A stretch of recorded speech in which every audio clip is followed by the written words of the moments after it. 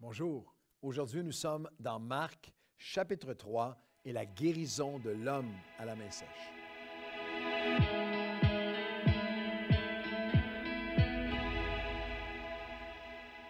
Bonjour à tous et bienvenue à votre café matinal, les 4 évangiles, chapitre par chapitre, un café matinal par chapitre. Les 28 premiers chapitres de Matthieu sont déjà là sur notre chaîne YouTube de l'Église Nouvelle Vie.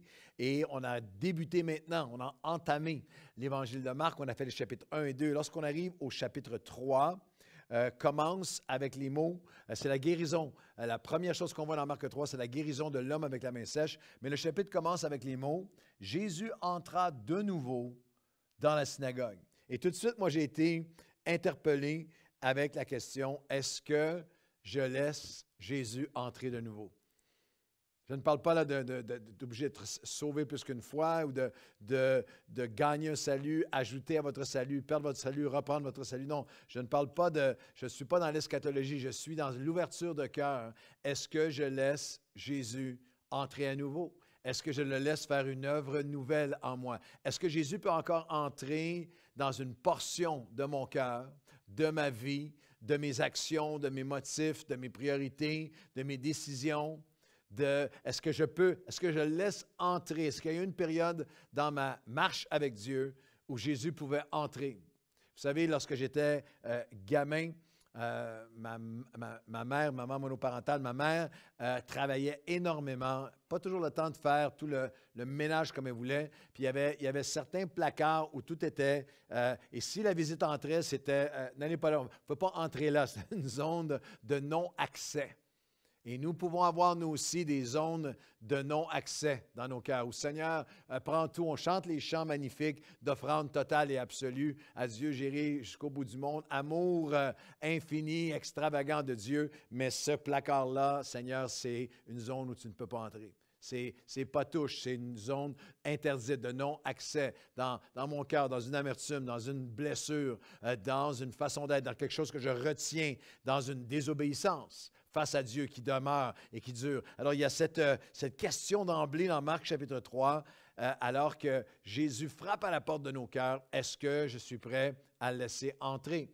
Parce qu'on regarde à des textes, j'ai évoqué l'image de Jésus qui frappe à la porte, ça vient de l'Apocalypse chapitre 3, c'est très souvent utilisé comme verset pour faire un appel à ceux qui ne connaissent pas le Seigneur, laisse entrer Jésus dans ton cœur. Et bien qu'il y ait une certaine, je comprends le sens de cette invitation parce que Jésus veut entrer dans nos cœurs, veut prendre nos vies entières, mais dans l'Apocalypse chapitre 3, attention au texte hors contexte qui devient un prétexte, parce que dans Apocalypse chapitre 3 au verset 20, lorsqu'on retrouve ces mots, c'est Jésus qui dit, voici, Apocalypse 3, 20, je me tiens à la porte, je frappe, si quelqu'un entend ma voix et ouvre la porte, j'entrerai chez lui, je souperai avec lui et lui avec moi, que celui qui a une oreille entende ce que l'Esprit dit à l'Église. Ce n'est pas Jésus qui frappe à la porte du cœur de quelqu'un qui ne le connaît pas, c'est Jésus qui frappe à la porte de son Église qui ne laisse pas entrer. C'est Jésus qui frappe à la porte du cœur de chrétiens qui n'ont plus une oreille spirituelle pour entendre.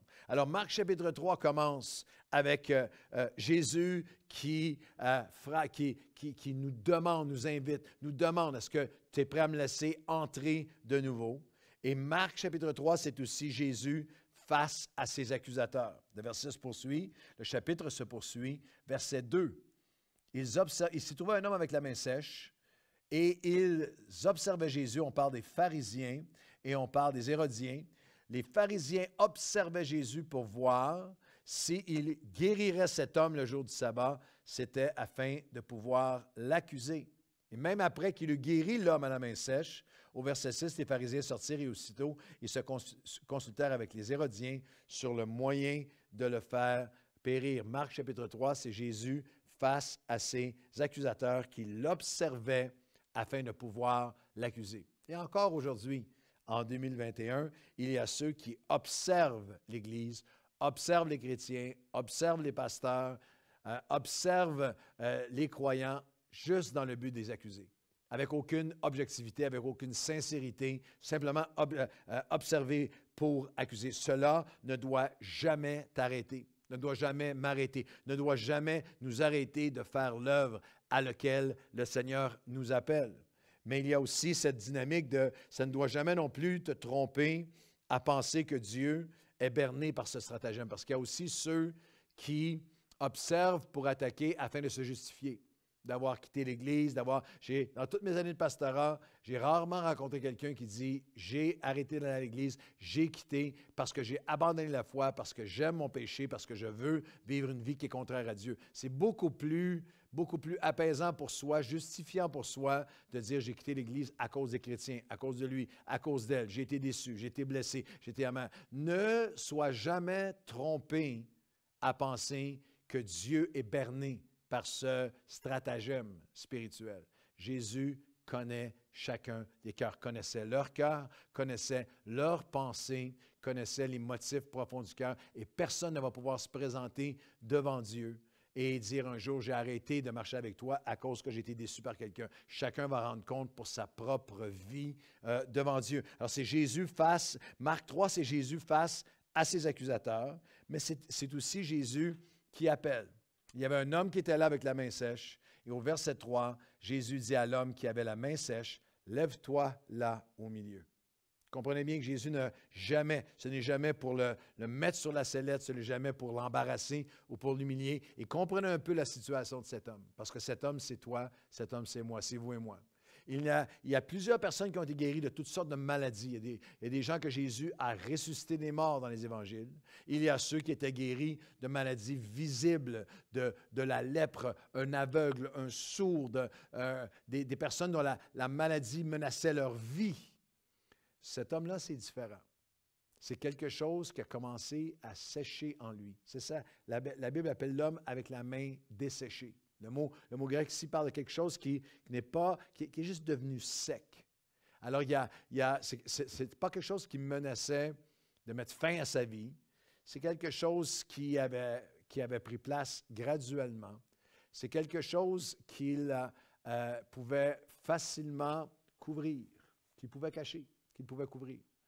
L'homme à la main sèche aurait pu être assis à côté de vous à l'église, vous ne l'auriez pas remarqué. C'est quelque chose avec lequel il aurait pu s'habituer. Je vais vivre avec. C'est comme ça maintenant. C'est moi maintenant. Ça fait partie de moi maintenant. Ça ne m'empêche pas de faire certaines autres choses. Mais Jésus voit cette main sèche et il voit cette zone de sécheresse dans ta vie et dans la mienne. Est-ce qu'il y a quelque chose avec lequel je me suis habitué? Une amertume, une sécheresse de mon pardon, une sécheresse de mon amour pour Dieu, une sécheresse de ma générosité, une sécheresse de mon zèle, une sécheresse de mon enthousiasme, une sécheresse de ma bonté, de ma patience, une sécheresse envers sa parole, envers sa présence, envers sa maison. Est-ce que tu es l'homme avec la main sèche? Jésus nous appelle, lève-toi là où tu es. Pas pour t'humilier, pas pour te mettre sur la sellette, pour guérir cette sécheresse en nous.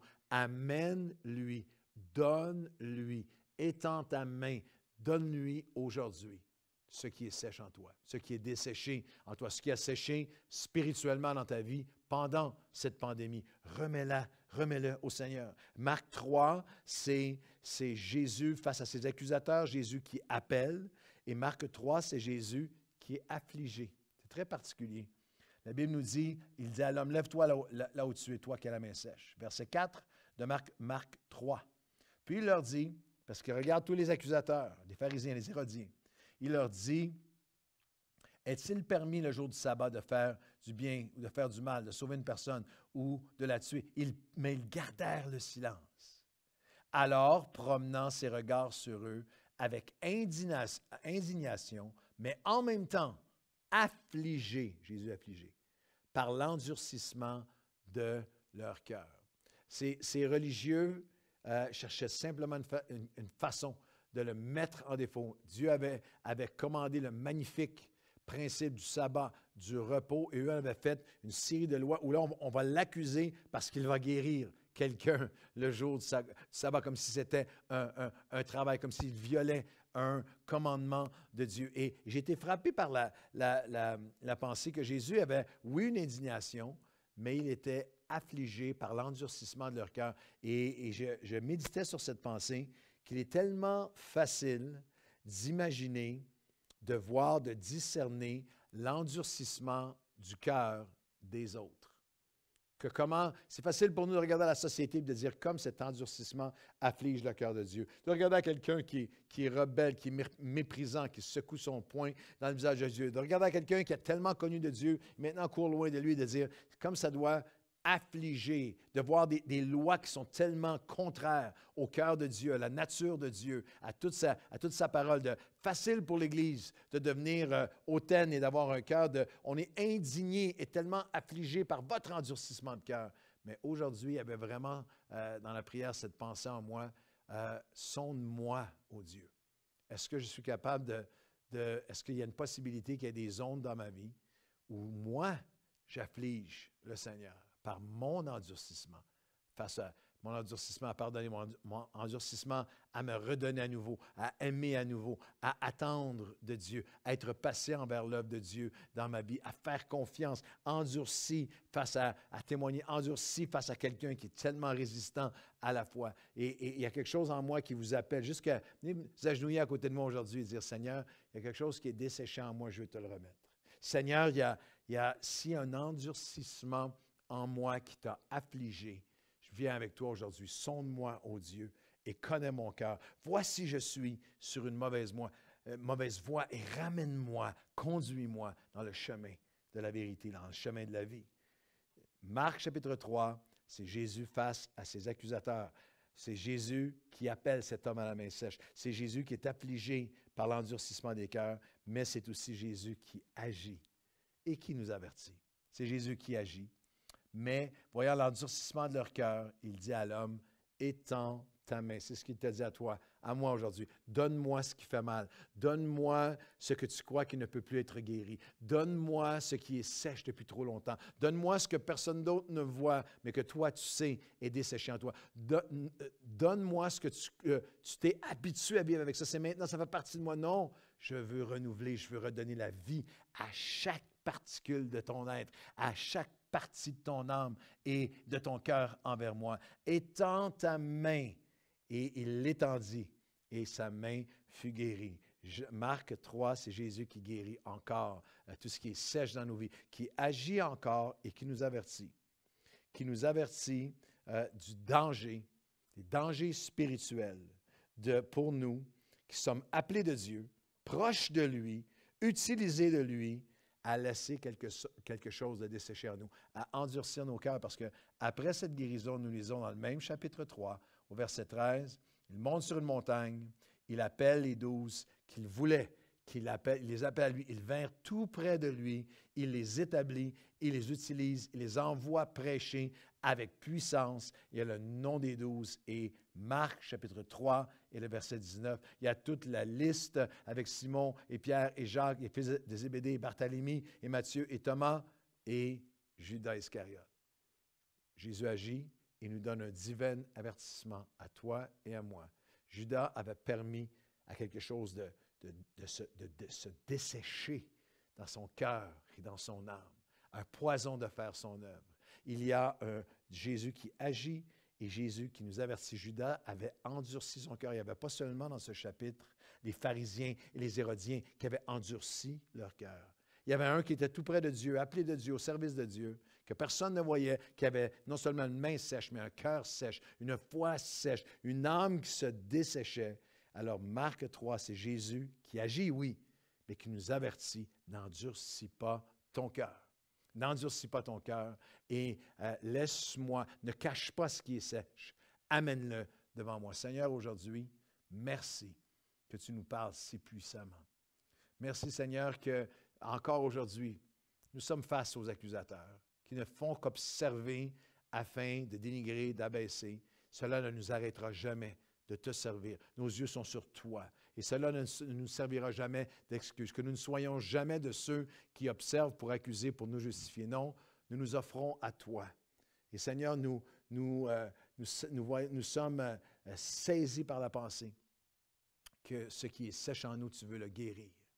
Que tu es affligé par l'endurcissement des cœurs, mais que tu agis lorsque nous étendons ce qui est sèche et que nous te l'offrons.